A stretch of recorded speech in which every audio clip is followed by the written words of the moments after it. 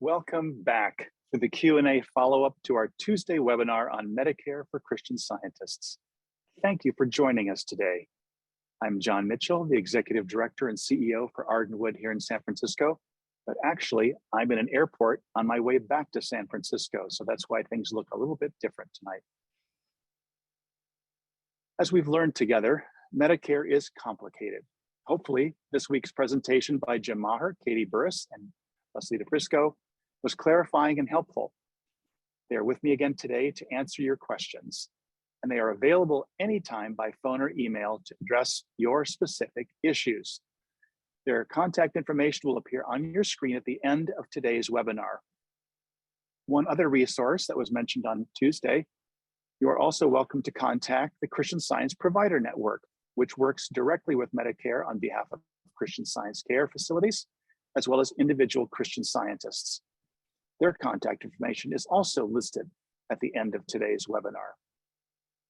Let me say again how wise it is to give good thought to a care plan, so that if you have a need, your focus will be on God and healing, not on how to pay for care. Another resource available to all Christian scientists at all ages is the National Fund for Christian Science Nursing, or the NFCSN, a wonderful resource, truly. You can learn more about it from their website, NFCSN. That's N as in Nancy, F as in Frank, C as in cat, S as in Sam, N as in Nancy.org. The point is that you're thinking through your options now is very important. So you've come to a good place. Let me also say again that Ardenwood is not advocating by these webinars for Medicare.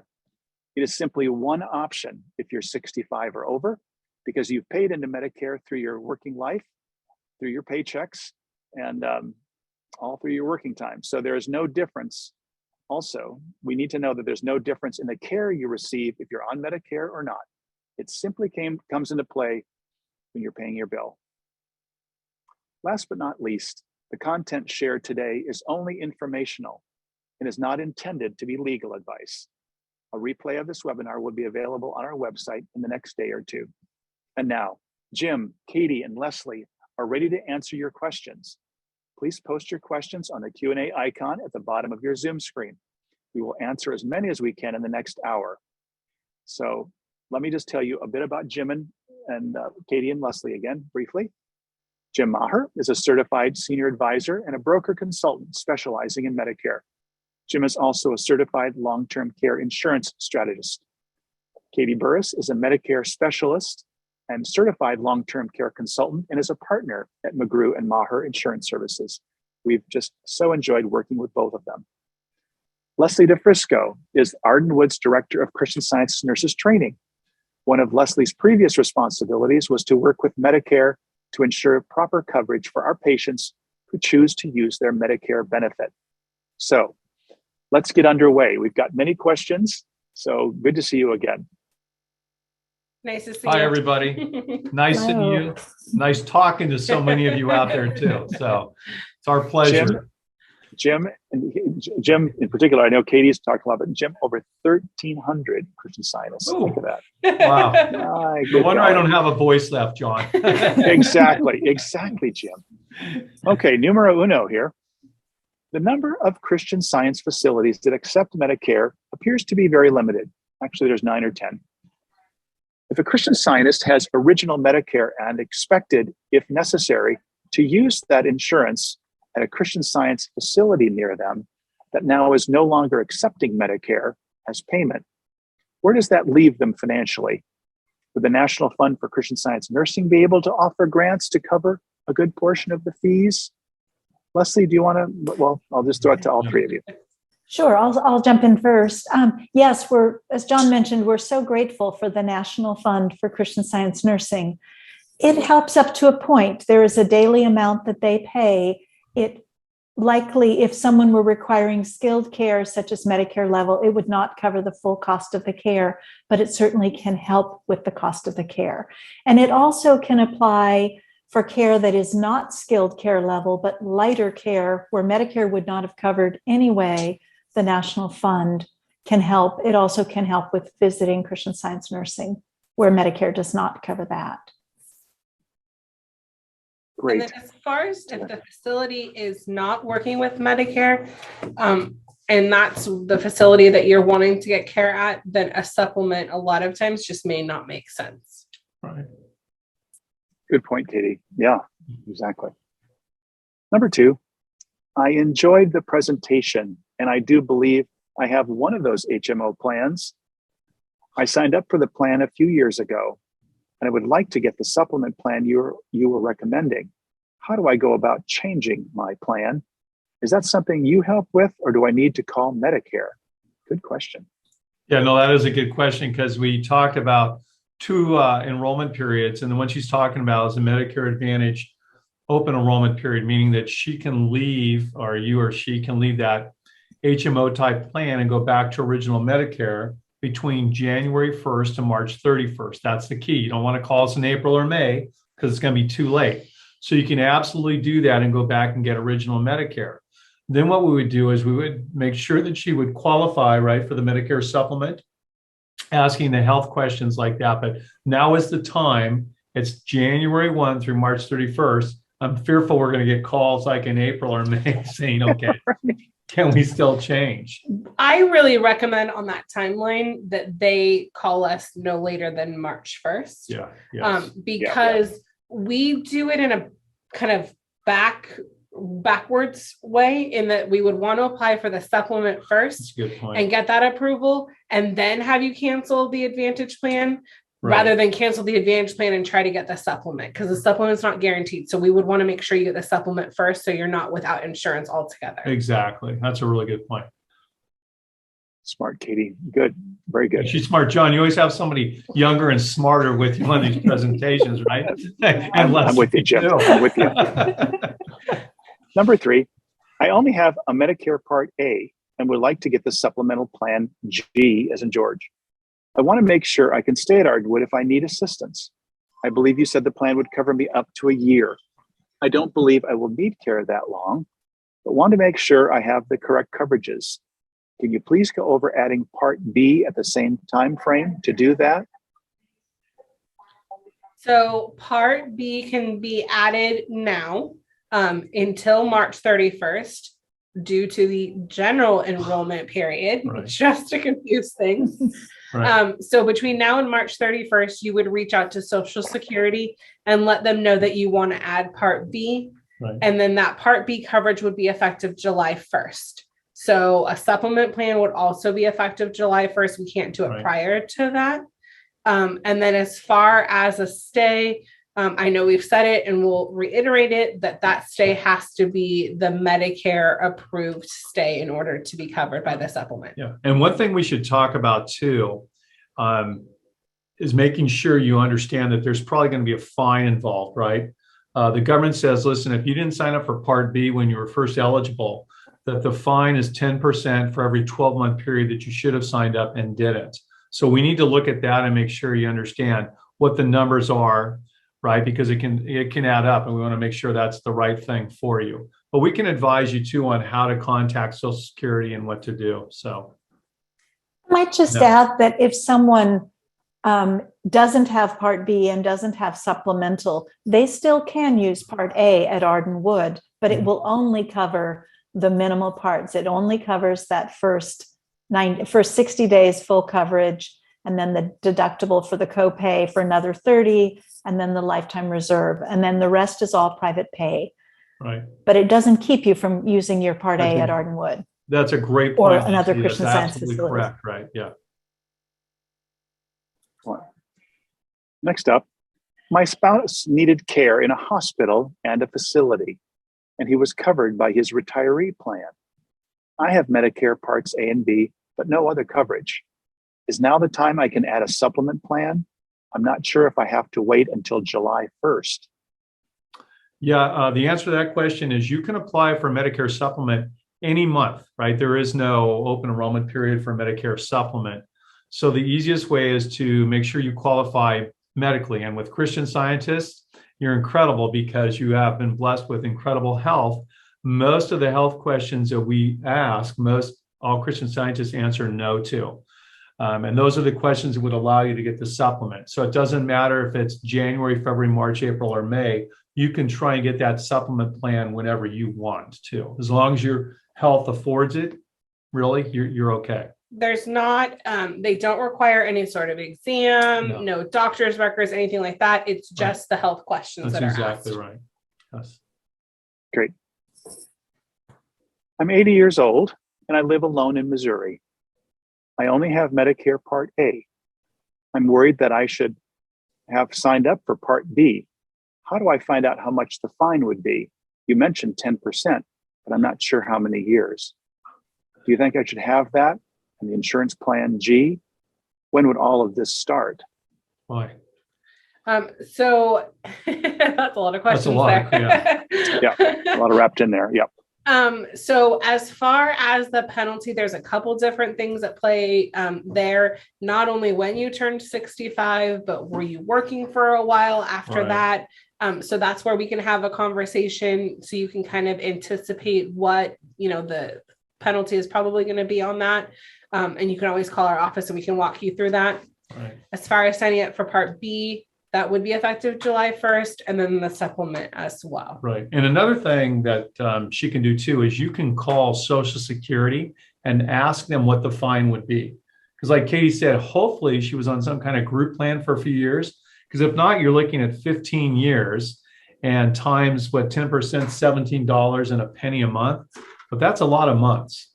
And then it's every month from thereafter. So we would want to look and say, make sure that's worthwhile to pay that penalty and get it before you say that's something I want to do, right? And look at the cost of the supplement because you're going to be taking that on. That's a lot of money. That is. On the other hand, if I put my insurance hat back on, I'm going, listen, if you did have a stay, and whether it's a Christian Science facility like Ardenwood, under Part A for Medicare approved stay, right, Leslie, the supplement you pay zero. So it's kind of a trade-off, right? If you pay that premium, the penalty, and you get that supplement, then it's kind of peace of mind knowing that if I did go into Ardenwood under Medicare, that would be right? I'm saying that correctly, right? Right. Yeah, that you'd be covered in full. And that Part B, I've had a lot of conversations, especially the last couple of days. And with that part, not having that Part B, you just never know what's going to happen. I talked to someone within the last couple of days that has a loved one who had an accident at home and was found a couple of days later by a neighbor. And the neighbor actually called 911. And so not having Part B, you're subject to whatever, those costs are. So gosh, it adds up so fast. It does. And so when you look at it like that, then sometimes it makes sense to look, okay, what's the fine going to be plus the cost of Part B and the supplement? It really does. We just have to make sure that's affordable. But on the other hand, if that's not affordable, a stay like that, you could get hit $50,000, $60,000, $70,000 for an outpatient emergency stay. It's pretty expensive. Yeah, it's really the numbers are colossal. Yes, they're much bigger than one would ever dream. Right. Next up, I have an HMO type plan and I do pay a penalty. I would like to stop the plan. I want to confirm that if I do drop it during the right time frame, the time frame you mentioned, I will no longer have to pay that penalty. Is that right? Yes. Well, that is. Answer, It's yes. confusing. And but what Katie said is you don't want to drop something before you have something in place. Is that right? Right. Except for in this case. So if okay. she went back to, in this example, if she went back to original Medicare, right, even if she didn't get a supplement plan, that Part D penalty goes away. Oh, right. Of course. And so that's important too. But again, I hate to say just go ahead and do it because you always want to make sure that it's appropriate before you tell somebody to go ahead and do it. Right? Yep. Yeah. Call Jim and Katie. But it really does go. I sound like a broken record sometimes. And I'll bet you I talked to 3 people today, 2 or 3 people that have had that happen to them already, and they didn't know it. They go, gee, it seems so great. The plan didn't cost anything. It seems so good. And I go, they never asked you the right questions, right? About if that was going to be a penalty or anything. They assumed that was going to be good for you. And it wasn't. Some of these are repetitive, but they're all good. When do I apply for the supplemental coverage? I live in Southern California, if that makes a difference.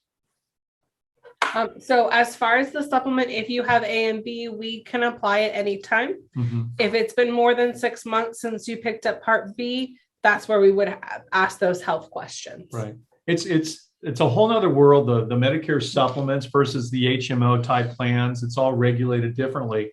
But the Medicare supplements, you can apply any month for it. Like Katie said, once you're beyond that 6-month window for your open enrollment period, meaning when your Part B starts, they have to take you for 6 months. After that, but you can try any month. And I'm telling you, John, from my heart, there's not, Christian Scientists are incredibly blessed. I mean, in the non-Christian Science world, we can't say that because it's just the health isn't there for people to keep trying. It's almost like, well, you've been to the doctor 6 times in the last 2 weeks, and the health just prevents them from doing that. But with Christian Scientists, there's no reason just to try, right? You can always see if you can get it. Well, we would assist with the application. And if at any point any of the answers were yes to the questions, we would stop the application and say, okay, listen, if we turn this in, it's going to be declined, and we would not proceed with the application. Right. So we're going to turn in an application if it looks like it's going to be approved. We're not going to go through and waste someone's time and energy if it's not going to go through. Exactly. Smart. Next up, my husband and I do not have long-term care coverage and are considering it. You mentioned having assets with a broker. We do have our IRAs and brokerage account with him. Why would he not want us to get long-term care coverage? He has done a very good job with our finances, but has never brought up the idea of getting a long-term care policy. How would we go about finding the cost for these types of policies? Yeah, that's an interesting question, because most brokers or financial planners really have a fiduciary responsibility to make sure clients, everything is covered. You know, and the what ifs of retirement, the big one is what if I have a long-term care stay or some type of chronic condition that requires monies, right, coming out of it? Am I better off using monies out of my brokerage account, or looking to the insurance world and saying, let me look at one of the asset-based plans or something like that? From dealing with brokers for a long time, sometimes you have to look at how brokers are compensated. It's called assets under management. The more money I have under management, the more money I make every year, right? So sometimes it just shouldn't happen, but they should be encouraging you to look at all options instead of saying, leave your monies here and self-insure and not worry about it, because things happen. And I think I used my mother-in-law the other day in real life with no longer having the policy, and unfortunately all her monies are gone. Her portfolio didn't do very well. Right. And the broker had told her she didn't need long-term care, and now she needs long-term care. So guess who is now funding the care? Okay, so and the numbers are so big. Yeah. You know what I mean, John? It's hard to say because there's so many good financial planners and brokers out there. What's frustrating for me, and from doing this for a long time, is, you know, we make the suggestion of doing that, and then the broker goes, hey, listen, I can do that for you. You know, you're like, well, why didn't you do it in the last 5 or 10 years when they were younger and had the assets? So that's quite honestly what I don't mean to, you know, downplay all brokers, but quite honestly, sometimes I see that, right? Well, gee, I didn't know you wanted it, I can do it for you now, kind of thing. And it's like, they don't specialize in that, right? Mm-hmm. That's not their cup of tea. Theirs is in the stock market or mutual funds or whatever they're doing for you. So. We're here not only through the application process, but if you have claim questions or anything like that, I mean, we're in the middle of a claim right now for someone on a long-term care policy. So that's something ongoing, and we're here for that long-term. That's a really good point. You know, we've been doing this a long time, and we pride ourselves on, when we help people, we help them all the way through the process. It's not like, hey, sell a policy and see ya, right? And I want to talk to you. So we deal with it. I had a lady in today who we referred to just to help her go over her long-term care policy. And the son was nervous, quite honestly. I get that a lot, adult children, about what happens to mom if she needs help, because whoever sold her that policy, Lesleah, is long gone, right? They don't even know who it is. So I said, well, I'll look at it for you and go over it. But we pride ourselves on being here when people need help with claims. That's when you need help, right? What do I do? Who do I contact? I actually had a Christian Scientist call about his mom needing help and she has a policy, and how do we get a licensed healthcare provider to help trigger the benefits for the policy? So we really do. We pride ourselves on being here for our clients. Great. Next up, I live alone with my adult son. Excuse me. I live alone and my adult son helps manage my finances. Funny. He has mentioned long-term care policies before. Would you be willing to speak with him regarding a policy? That happens all the time. Yes, we would be willing to. I find that from a practical standpoint, if your adult child is going to be the one, if and when you need care, then that is Right. someone very important for us to talk to, because they know that you have the policy, what the policy covers, and who to call if you have any issues. It's amazing. In the last couple of weeks, we have a lot of referrals coming into the office, and I just say, bring your policy. And they're, in their mid 70s or 80s. And I said, bring it in. They don't even understand the benefit. They go, here's my stuff. How does it work? And can you call my son or daughter? And so I said, here's our card. Just if something happens, we can tell them how to access the benefits, right? That's the most important thing. Because John, here's my pet peeve. You pay into those policies all these years. These insurance companies, when you need help, they should come out of the woodwork to help you. I mean, that's what you pay those monies for, and count on getting those benefits when you need them the most. So we just want to make sure that people understand we're an advocate for them, and we're going to, even if we didn't write the policy, I don't care. It's about helping people, right, and showing them how to get the benefits. So, and Leslie, they paid for it. Leslie, you've done a really great job talking to people, or telling people about, with the advanced healthcare directive and that loved one. Same thing with the long-term care and stuff like that. Having whoever is going to have that power of attorney know what you have and be familiar with it is vital. So I've got a question. Can I ask a question? So Leslie, Please. How important is it to have a healthcare directive? I was just going to, Jim, It is very important. It really is important. At No all kidding. It's so important. This is not something you just get when you are older. You get it now. Get it now. Have your affairs in order, Truly. because you never know when it could come into play. And if you are ever not able to speak for yourself, we live in such a legal world here that everything has to be done right.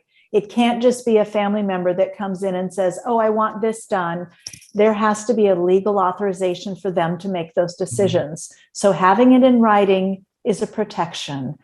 If you have family members that are not supportive of a Christian Science choice of care, it's even more important to have that in place to protect your choice, that you will not find yourself in a situation where someone else is taking over without your consent.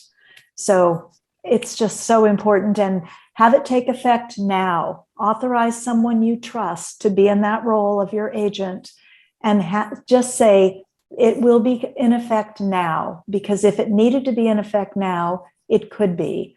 Not 5 years from now when circumstances may be very different and it may be very difficult to prove that you are not able to make your own decisions.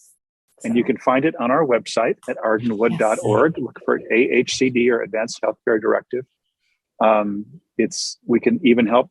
It's fairly straightforward, but if you want to ask any questions about it, you certainly can. Can't emphasize it enough that this must be part of your paperwork, and finally be able to find it. Yeah. If you can't find it, you can't find it, and it doesn't mean anything. You've got to have it in writing and present it. Multiple copies. You have a copy Truly. in a couple places. You scan a copy. You have one in your safe or a lockbox. You have one with everyone that's listed on it. That's right. Yeah. Yeah. And make sure that the people who are listed are aware they're listed on it. That Yes. seems like a fairly straightforward that's statement, but true. Yeah. Yeah. you must tell people if you use their names. And there's updated contact information. If somebody moves or changes their name, you need to be sure it's current information on there. Yeah. Exactly. Your website is great, John. I was looking it over the weekend. That's where I looked at all the forms. You've got everything updated. It's really easy to tool around in there too, for people to go in and see. Because I looked at the form myself and I thought it was pretty self-explanatory, right? So, Yes. yeah. I might have to do mention, it. Yeah. beside the Advanced Healthcare Directive, on our website, we also have a Medicare booklet for Christian Scientists. I And saw that that, Leslie. can be Yeah. a helpful tool to answer some of these questions. It really is. And it's a really good resource too. I went through that. It's very good. Yes, exactly. Yeah, we worked hard on that. Next up, if I have Medicare Parts A and B, when should I apply for the Supplemental Plan G? Is there a deadline for applying? You mentioned July 1st. Do I need to wait until then to apply? So once you have A and B, we can do it at any point. Again, if it's more than 6 months from Part B, we will ask the health questions. That July 1st deadline is only if you do not have Part B yet and you're adding it later, then Part B would be effective July 1st. And then that's the earliest we could do the supplement. But once you have A and B, we're good. I feel bad because it's so confusing, It's so right? I mean, we're confusing. talking about different enrollment periods. Even though that doesn't pertain, you hear July 1 and you're thinking, okay, do I need to wait?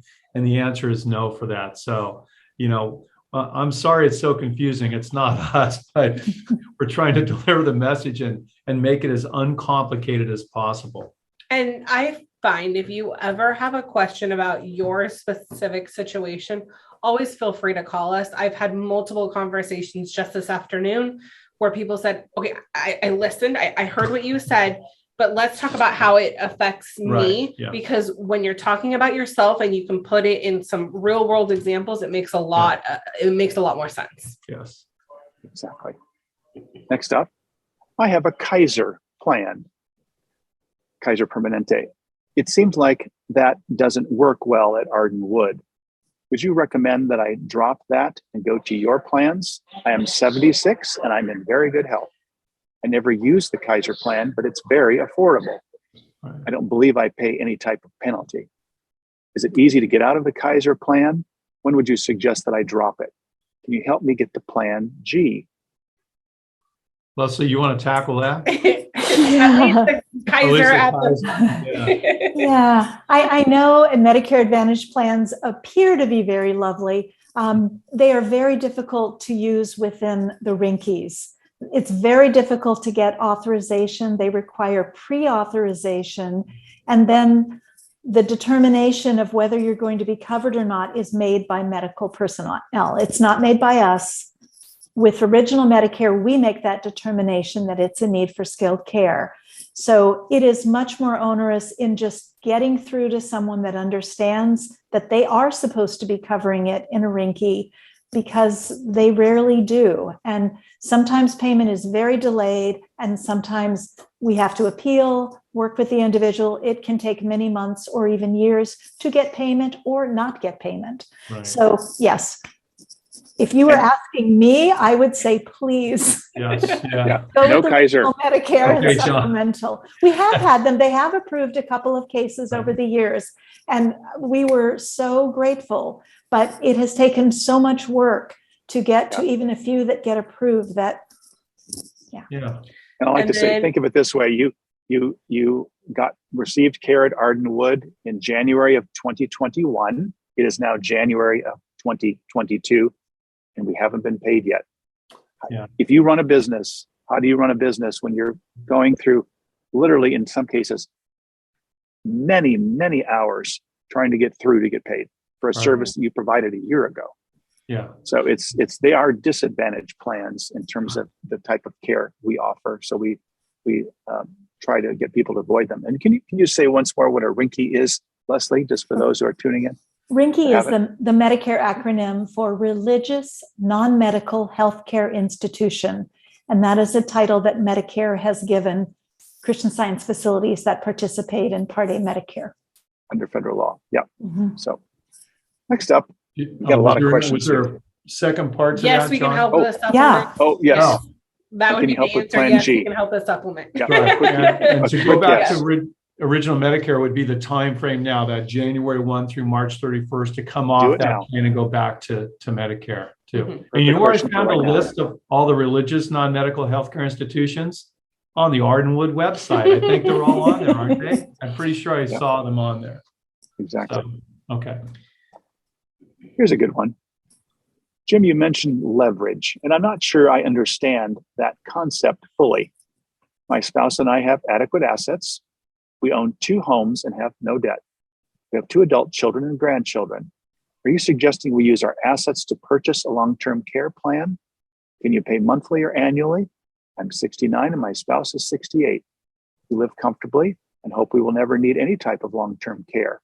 We do not want to be a burden to our children. That's the headline here. I hear that so much. We do not want to be a burden to our children or our family. Is it costly at our age? Well, yeah, if you don't have a policy and you need some type of long-term care, it's probably in Northern California, 10 to 14,000 a month times 2. That's my way of saying how much if you don't have a policy. Right now, I just talked to my cousin down in Texas, and her brother-in-law and sister-in-law are now in a facility in up in the Pleasanton area, John, not too far from you, really. And one's in a full Alzheimer's unit, and the other has dementia, onset dementia. It's $25,000 a month combined. That's $300,000 a year. And my cousin's like, they have the assets, but they sold one of their homes down in the Bay Area. But you know how quickly $300,000? I mean, that's crazy.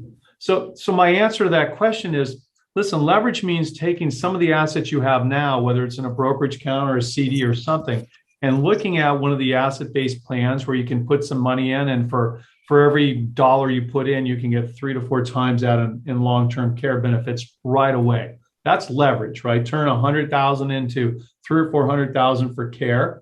I've seen us put it like an inflation factor on there, where all of a sudden in 14 years now, you've got $700,000 or $800,000 built up for long-term care off that original. In that example, 100,000. I'm not saying you need 100,000. That's just the example.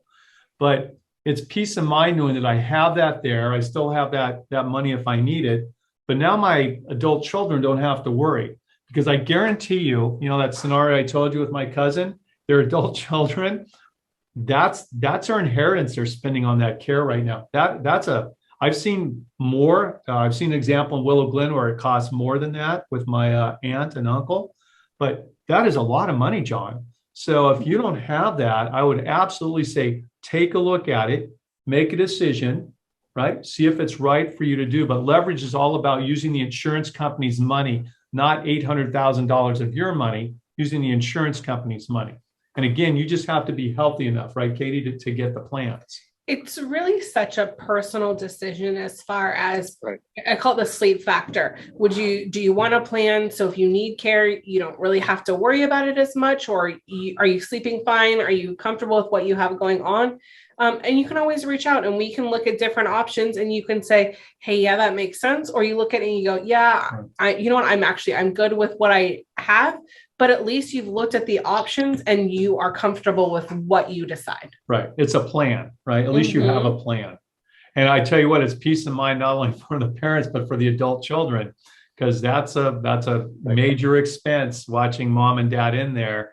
And now they got to figure out what to do with their home, right? What are they going to do with their home? Are they going to rent it out? What are they going to do? So you have all those kinds of questions where if you'd have done the planning ahead of time and had the monies, right? I'm telling you, it's so much easier to use insurance companies' monies than your own. It really is. It really is. And that just the planning ahead of time. That's the headline here. The sun has dropped below, I know, and that's why all of a sudden I'm there's no shade I can pull. Where down, are your sunglasses when you need them? Exactly. My gosh. You mentioned AARP. United Healthcare or UHC for supplemental coverage. Is there a particular reason why? I have a supplemental plan F with Blue Cross. It has gone up several times. Does the AARP UHC plan have rate increases? Do you think that policy would be a better fit for me? I live in the Bay Area and would want to use Ardenwood for care. We use AARP, United Healthcare, AARP being the marketing portion, United Healthcare being the actual insurance company. We use them frequently for a number of different reasons. One, rate-wise, their rates are very good. Their rates are very stable. And then when they do have rate increases, Their history of rate increases are very good because they have a large block of good business. And then we're not seeing, by the time someone gets into their, 70s, 80s, where they're paying $300 or $400 a month. We see on some of the other insurance companies where as you age, those rates become so extravagant. So extravagant, right? That's my pet peeve, especially with some of these not-for-profit companies where I've seen 80-some-year-olds paying $450, for example, for a Plan F, John. And the reason I like United Healthcare, AARP endorses, that's the only plan they endorse. But I've done the same plan with same exact plan for $282. So some of these companies that start off low can really have major increases. So like Katie said, it's important to have a company. I mean, United Healthcare, endorsed by AARP, is a leader in the industry, and we don't get anything for saying that. I mean, we just want people to know it makes our lives easier when they go, gee, everything's been paid for. It's easy.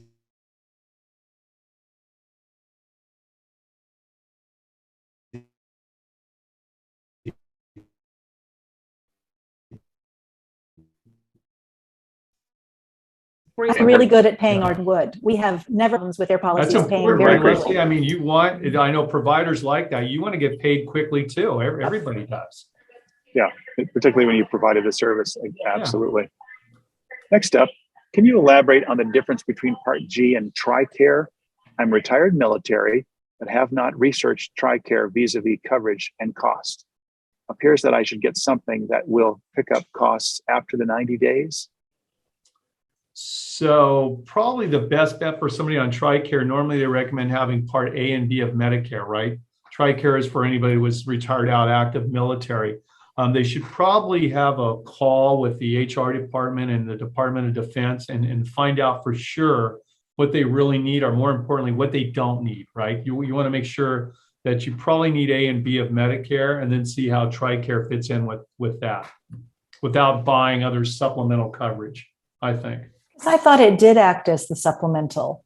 It does. Okay. That's what I'm saying. But I've had a lot of military who want to buy a supplement or Medicare Advantage. A lot of them go, well, I'm going to get those Joe Namath ones they advertise on TV, right? For $0, you're giving you money back. I'm going, why? You don't want to have too many payers on Medicare. That's why I'm always like, you need to check with your HR department with the federal government and check and make sure.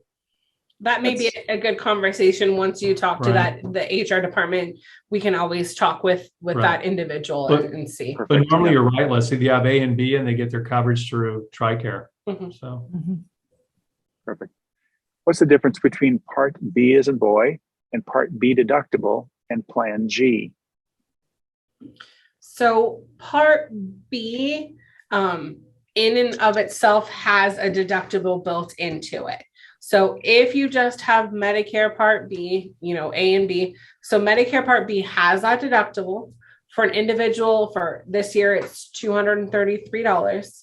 So you're going to have that Part B deductible when you have Medicare Part B. If you have Plan G, that supplement, after you meet that deductible, you're covered in full at 100%. Some individuals, and this is a very few probably of you on the call, have like a Plan F. And with Plan F, that used to cover that Part B deductible. So they didn't have to pay that deductible at all. Right. So Part B always has the deductible. Depending on your supplement is whether you have to pay that Part B deductible or not. And most people do have to pay it, especially on Plan G, you do. Right. Medicare used to be simple. There were two parts, right? A and B. A is the hospital side, B is the medical side, real simple. And then C and D and all the plan. But it is confusing. But I always tell people, B is the government side, because a lot of times they want to pull B over to the insurance company side. They go, that's government. A and B are government. Insurance world is over here. If you separate them, it makes it so much easier. Mm-hmm. Yes. I have only A on Medicare health insurance, Part A. However, through my credit union, I have hospital accident insurance cash benefits plan for $17.65 a month. Is this wise, or should I sign up for supplemental Medicare? Did she have say it again, John? She had Part A only? Part A only, right? Okay. And then something called Hospital Accident Insurance Cash Benefits Plan from her credit union. Okay. So I'm not familiar. That may just be like kind of like an accident type plan. Yeah, I don't know either, if that works at a Christian Science facility. That's something, a call to us. We could kind of try to help look through that. To add the supplement, you would have to add Part B. So depending on your age, how long it's been, that penalty, that cost, could be pretty high. So that's something that we could talk through. Have you seen that, Leslie? Anybody come in with that? I have not heard of that particular insurance. I would say it's probably not likely it would work in a Christian Science facility. Pretty Especially unlikely. for $17.65. Yeah, usually get what you pay for. You know what my mom always said? I tell you this because I tell her, my mom always said, listen, there's no free lunch. If something's free, it always comes with a cost down the road. And she was, I mean, seriously, she was so right. She was always saying that, listen, if it sounds too good to be true, it is. There's a reason for it. So. She raised a good son, Jim. Well, thank you, Jim. She did, a good man. Wife has Plan F HD. Premium is $500 per year. It's a $2,500 deductible and equals $3,000 a year. Plan F premium would be $3,900 to $4,200 per year. Why would she opt for Plan F, especially as a CS? I'm taking that maybe he's not a Christian Science, but why would they opt for Plan F, especially if she's a CS? So in that case, regular Plan F obviously wouldn't make sense at all because it's more expensive. Plan G, what I see a lot of times is the spread between Plan F and Plan G. There's enough difference in the premium where it would cover that deductible. So I see sometimes it's, $400, $500, $800 less to go on Plan G than Plan F. But definitely Plan F wouldn't make sense in that case. I would throw another plan out there, but that's just going to confuse everybody. So I would say, call us. Depends on your situation. If you've got a lot of assets and you go, okay, I can handle that deductible. So it really depends. Here's one that we hear from time to time. I have known Christian Scientists who have ended up on prescription drugs for a time. So this is about Medicare Part D. What is Medicare Part D? How does it work? And what are the penalties for signing up late? Thank you. So Part D are prescription drug plans. They don't have just one way that they work. So in Northern California, where we're from, there's like 26 different prescription drug plans you can purchase. A lot of Christian Scientists don't buy a prescription drug plan. And what I've seen is in an instance where maybe they needed to get a prescription, it's a one-off thing. They're on for a couple weeks, something like that. A lot of them, you're not going to go pick up a prescription drug plan because if you don't have it, you have to wait until open enrollment each year, which runs from October 15th through December 7th, not to confuse everything even further. So what I see a lot of them do is they have like apps that you can get from either the Google Play Store, RX the Saver. Apple Store. You can find like GoodRx or RX Saver, which we don't get comps from. They're just things that I've seen. And you can get like a discount if you needed like a prescription drug on a one-off scenario like that. I totally agree. Sometimes it doesn't make sense to do that. Those like GoodRx or Saver RX, whichever one, or there's Canadian drug pharmacies. There's all kinds of ways to do it so that you don't have to go purchase a Part D drug plan. Because remember, if I haven't had Part D coverage for 10 years and I sign up at the open enrollment period, October 15th through December 7th, they're going to penalize me, right? So sometimes, that doesn't make sense, especially, and I'm talking to Christian Scientists, right? That doesn't make sense to do that. So you have to be a good advocate, look for discounts, programs like that, or Canadian pharmacy. So. Okay. I missed the first webinar. Will they be available on the Ardwood website? Can I answer that? I can answer that. Yes, they are. If you go to ardenwood.org, they are available. All of our webinars are still archived, so you can readily access them. Good question. Thank you for asking. How is the Medigap monthly premium calculated? Normally it depends. Let's just say California, it's age-based. So when you come in, it depends 65, 66, 67. It ticks up a little bit every year with age. It's like any insurance company, they look at the population. Some companies use zip codes, some use counties, right? Some use the entire state. It depends on which state you're in. There's not an easy answer on that. Right. So in some Right. states, they're sex distinct. So male and female pay different rates. In some, it's male and female are the same rate. I've seen some where it doesn't matter your age. If it's Plan G, it's the same rate. Right. Every state is different, which is It is. funny. It's very confusing, Mhm. but that's the answer. Call us so we can get you a quote. Yeah, I think that's the easiest part. This one I think ties on to that previous one about we talked about Medicare Part D. Can you tell us how a supplement plan would cover prescription drugs along with Medicare Part D? My plan appears to cover everything that Medicare doesn't, including the deductible. Thanks again. Right. Well, they're not together, right? The government says, listen, if you've got A and B, you can get a supplement, right, and take care of all the co-insurance deductibles, things like that for Medicare. But the prescription drug plan is separate. It's not combined with Medicare supplement.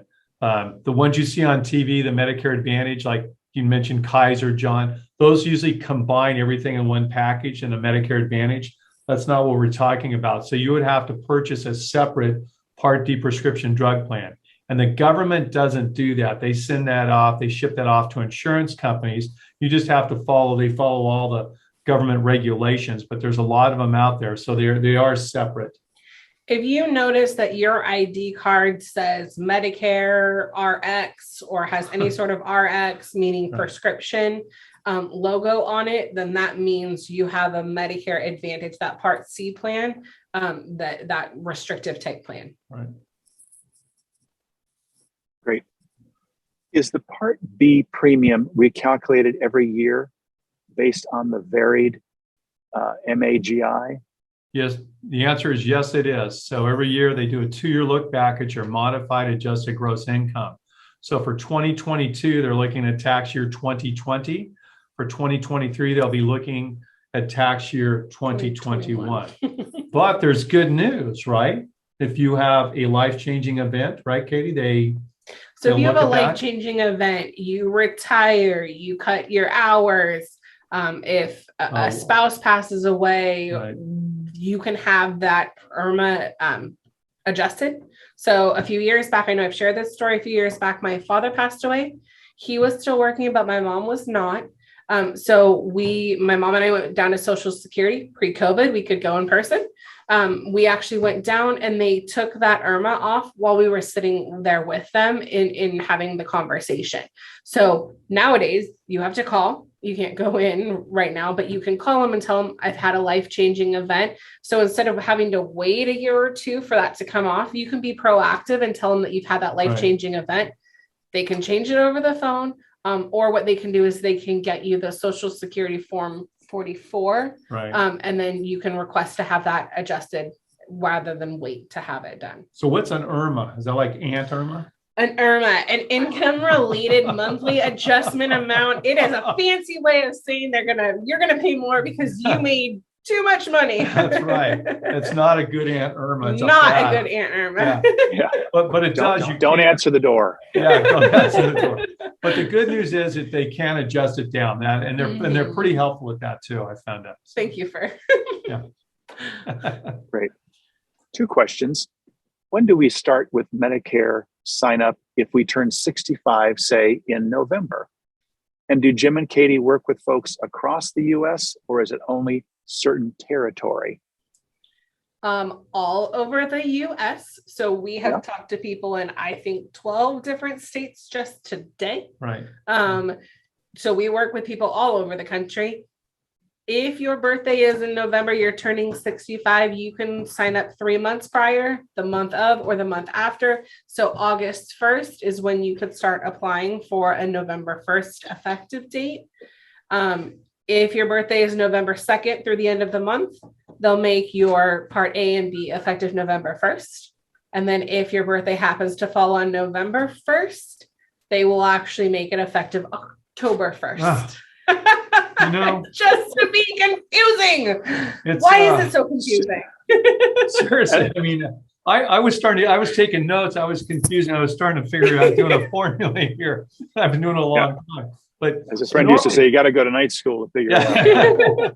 But rule of thumb is you want to look at it at least 6 months out. So if you're in November, you want to look in May, start going, okay, what do I need to do? Is my spouse still working? Do I have group coverage? Do I need to apply? Do I not need to apply? But you want to give yourself plenty of time. You don't want to call. We get calls. I mean, I had calls today, quite honestly, from people going, I turned 65 in February 2nd. Do I need to do that Medicare thing? It's like, well, that's fine. I had someone call today that said, well, my birthday was in December. I turned 65. How do I get that started December 1st? So we're past that. People just don't know. I mean, it's really, I feel bad. People just don't know. And here's the sad part, John. If you mess that up, right, and you don't do it, you're going to get fined. And it's not, gee, I'm so sorry, I feel bad for you. Hey, those are the rules, and you're supposed to somehow know that, right? Even though you've been on a group plan for like 40 years or so, you're all of a sudden supposed to know when I'm supposed to apply for Medicare. So you know what we call that here? Job security, quite honestly. So. Absolutely. Dan really talks a lot. 6 months. 6 months is always a good number. So 6 months before you turn 65, or if you're over 65, 6 months before you retire, call us and we can help walk through that process. Yeah. You don't want to mess it up. Grateful for Jim and Katie, truly.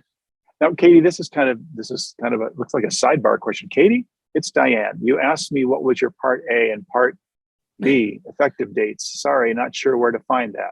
So I'll let you talk to Diane later. Yep. Okay. Diane, I did send you an email right before we started. We'll talk about that. Yeah, absolutely. There we go. There we go. During Tuesday's program, and to the previous questioner about the November date, you can once again go to ardwood.org and you can watch Tuesday's webinar. I think that would be very instructive. And then I will answer that last question real quick. So Part A and Part B effective dates, because most people don't know off the top of your head, can be found on your Medicare card. So Medicare card will have your name, the Medicare number, and also the Part A and Part B effective dates. Perfect. That's right. Next up, during Tuesday's program, you mentioned having an insurance company keep your money dedicated. Sorry, the print is very small. Money dedicated for long-term care rather than a financial advisor. Does that work? Does one give the insurance company a lump sum, or is it like paying premiums monthly, which doesn't seem feasible once you're in your 60s? Yeah, no, the answer is exactly. I think they're talking about the asset-based plans that we talked about back earlier in 2021. I think it makes a lot of sense, quite honestly. I mean, you still maintain control of that asset. You're giving money. If you don't want to do a lump sum, you can do it monthly, right, over 5 or 10 years, monthly or annually. So there's all different kinds of ways to pay. By the way, the insurance company, they won't take your money unless you're healthy enough to get the policy. So when people call us and go, when you get a call like, "Hi, John, I want to buy some long-term care," I'm like, okay. When did you obviously went to the doctor, something happened to initiate that call. That's normally what we see. And at that point, I'm probably non-Christian Scientist, but at that point, it's too late, right? I've been to the doctor and I've been diagnosed with, so that kind of takes that off the table for a while. It's kind of like, I use the analogy, like with homeowners insurance. It would be like if your home was on fire and you call and you say, I need homeowners insurance. Like at that point, you're already going to claim. You already have, the insurance company is going to have to pay money out. So Jim's right. You have to still be healthy when you apply for that type of plan. Right. And that's where Christian Scientists, you have it all over everybody else. I mean, I tell you, you are incredibly blessed with good health for sure. 10 years ago, I enrolled in Part A, but not Part B. I understand that if I now enroll in Part B, there would be a total penalty of 100%, 10% per year, that I would have to pay every year as long as I was enrolled in Part B. Is there any way to appeal the penalty? The only, I mean, you could try. I don't know how forgiving the government is sometimes. They're not. The only thing in that instance, you applied for Part A 10 years ago. Were you still working after that Part A effective date for an employer with more than 20 employees? So if you worked 4 or 5 years after that for they considered a large employer, then you would be subject to less than 10 years of penalties. You'd only be subject to 5 or 6 in that case.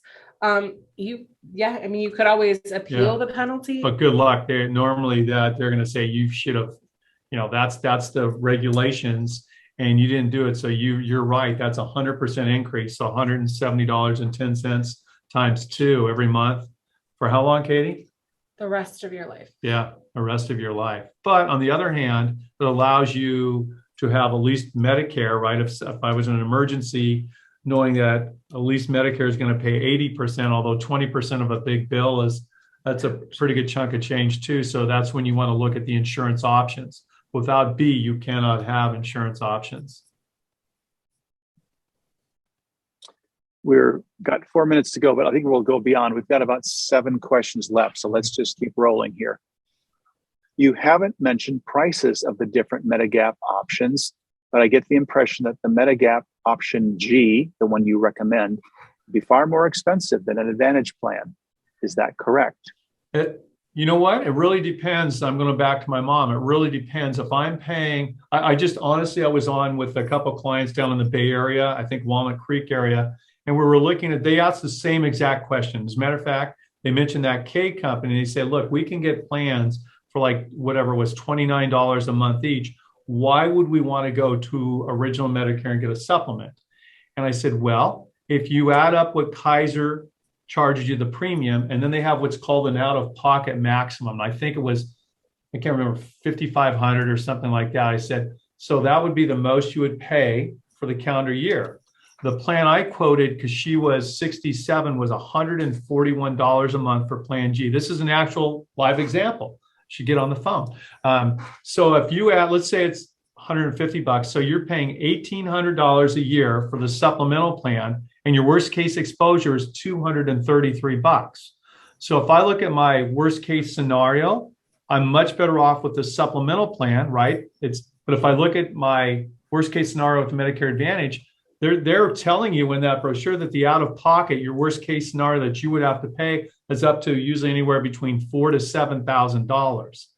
So you do get what you pay for, but you have to look beyond the monthly premium, John. It's so important for people to understand that. Plus, with original Medicare, you can go wherever, any doctor, hospital, provider in the United States if you need to. So the reason that we, or at least myself, are hesitant to mention rates is because, but like we said, the rates are totally different. Even in California, I can't just tell you what the rate is because they have different rate areas.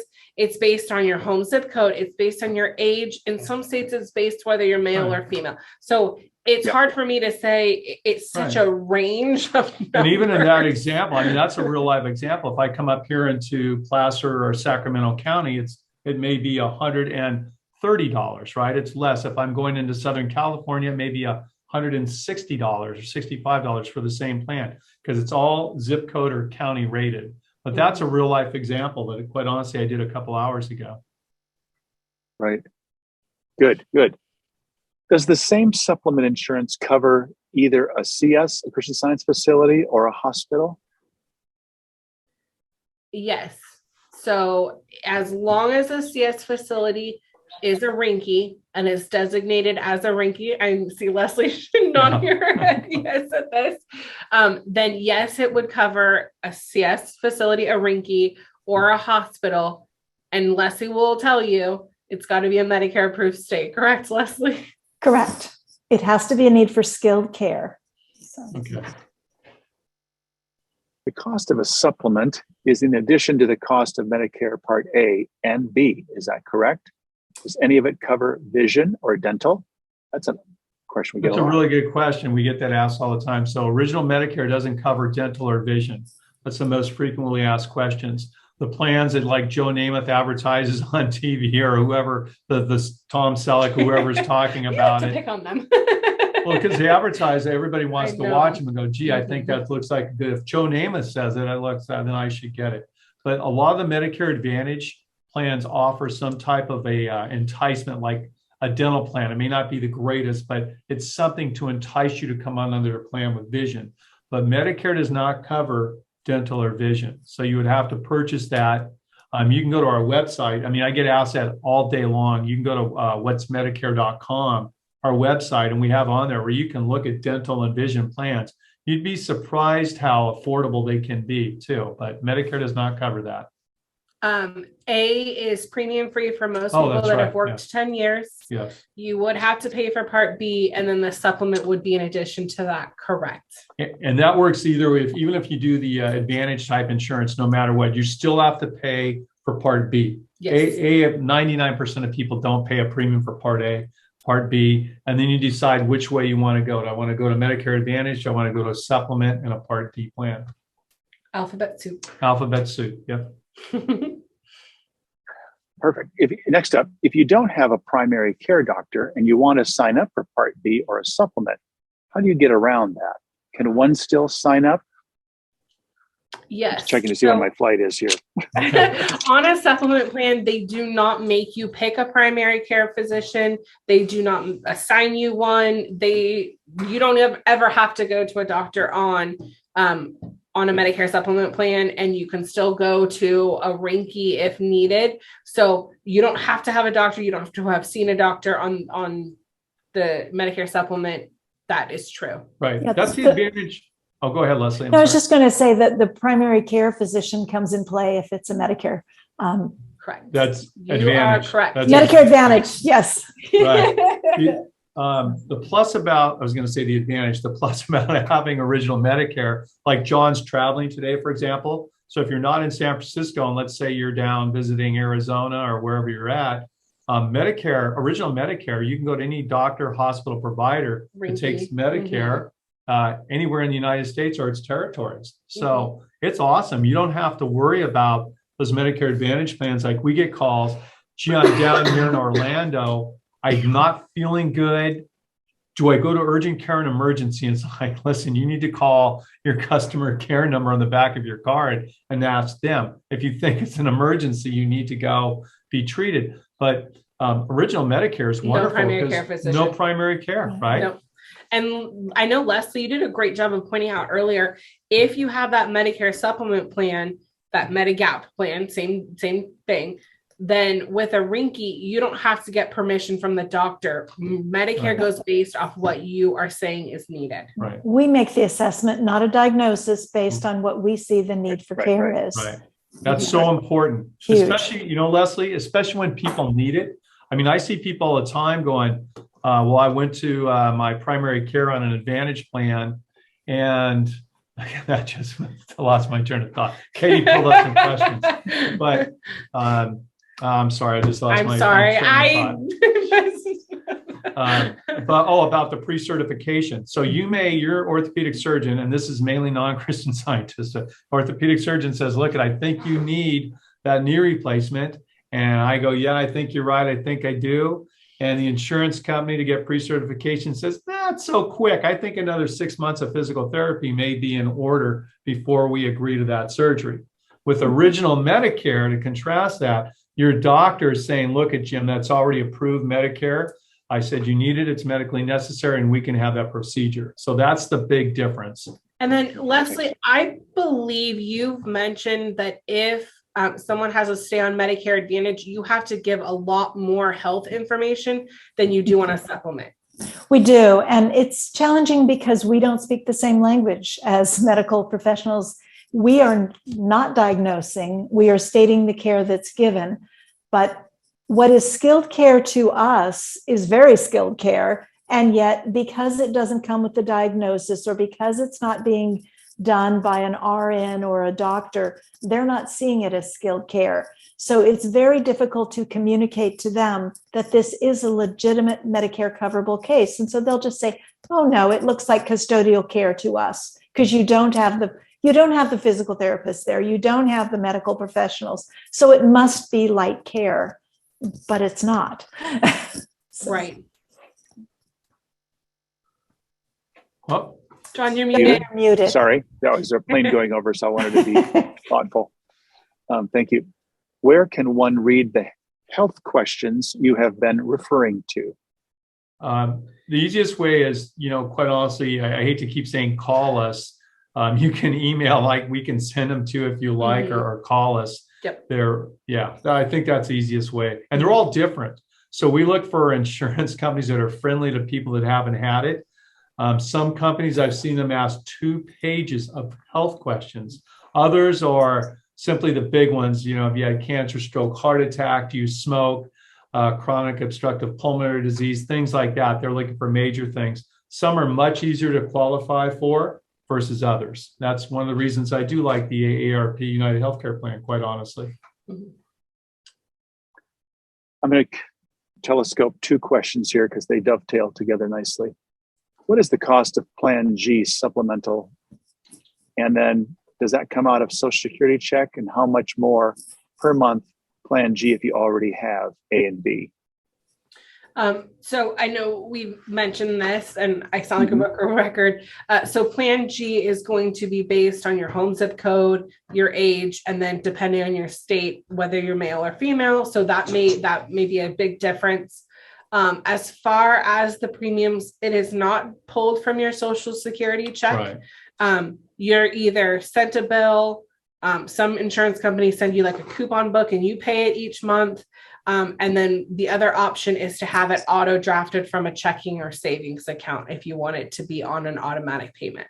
And in Part B, it's kind of interesting too. If you're not on Social Security, right, because they would take your Part B, the government premium, out of your Social Security check. If you're not on that yet, they bill you quarterly. So, and sometimes it's not for 3 months. Sometimes you see the government bills you for 4 or 5 months. They don't send out monthly bills, but you can set up a Medicare Easy Pay or a monthly bill pay, but they don't. If you're not on Social Security, it's important to understand you're going to get a big bill from the government, and people freak out and they look at that and they go, how can I owe $684? I go, well, it's probably for 4 or 5 months, right, that they're billing you for. And then you can set up a monthly payment plan. Yep. Perfect. We've got a few more here and we'll wrap. I currently have limited veterans coverage as a Vietnam vet subject to Agent Orange. I'm 73 years old and currently have additional coverage from Health Net Aqua, known as WellCare. I don't know if I am in a supplemental plan, a PPI plan, or what. How do I find out and make any change if I need to before March 31st? The easiest way, and I do this every single day, is getting us, whether it's a scanned and faxed copy or an emailed copy, or take a picture with your phone and email, just get us a copy of the ID card. And then we can use that ID card and normally pick out right away what kind of plan it is, right, or at least do some research and get back to you on that. And I'm pretty sure the plan, HealthNet's a big, I like HealthNet. They're a really good company too. I like them. I'm pretty sure it's a Medicare Advantage plan, but it's important before you make any changes. You don't want to just say, gee, because Jim and Katie said I should drop that and because have VA coverage. You shouldn't do that. You should look at, how the veterans, because veterans will cover you, right, if you receive care in a veterans facility, and now you just have that Advantage plan. So if I did need some care outside of that, so I would be really cautious before I drop that. I'm pretty sure it's a Medicare Advantage plan. That's what most of them are, that have a color to them like that. So we've got 2 questions that relate to the same thing. It says, your slides do not show the words for the acronym RINCI, which is a religious, non-medical healthcare institution, RNHCI. Is there a full list of terms? It's hard to write down what is said sometimes. And that's my apologies. I think that Rinky only appears once on Right. like slide 5 or 6. I know that we did get a PDF copy of the slides over to Amy. So those will be available. And it goes over the different terms in the actual slideshow. Right. Yeah. It's easier to say Reiki than religious non-medical healthcare institution. But I do like saying that now. So it's got to get into it. I've got a question here, and maybe Amy, you can capture this, but it says, I just got Part B after 15 years of not having it. The monthly penalty is $183.37 Right. per month. The 22 premium is $170.10 equals $353.47. That's about Please right. call me to talk about Part G. Well, if someone can capture that and make sure that you can reply to that, Katie or Jim, that'd be great. And But that's all our questions. We have another questions on Part G. Again, that's keeps coming up. It depends. So please contact Jim or Katie on Plan G costs. So, well, this was great. This was a very robust question and answer period. Thank you, Jim, Katie, and Leslie, for guiding us through Medicare as it relates to Christian Scientists. Please don't hesitate to be in touch with any of these 3 individuals or with the Christian Science Provider Network with Medicare or insurance-related questions. We are all happy to help. Once again, the replay of this webinar will appear on this website in the next day or so. We will email you soon with details about a webinar on long-term care insurance options, which we are planning for late March. So please stay tuned. And finally, we hope you'll save the date for the Ardenwood annual meeting on Sunday, May 1st. Thank you all again for joining us today, and goodbye for now. Bye, everybody. Thank nice you. talking Bye. to you. Thank Thanks, you. Leslie. Thanks, Leslie. Thanks, John. Thanks, everyone. Okay.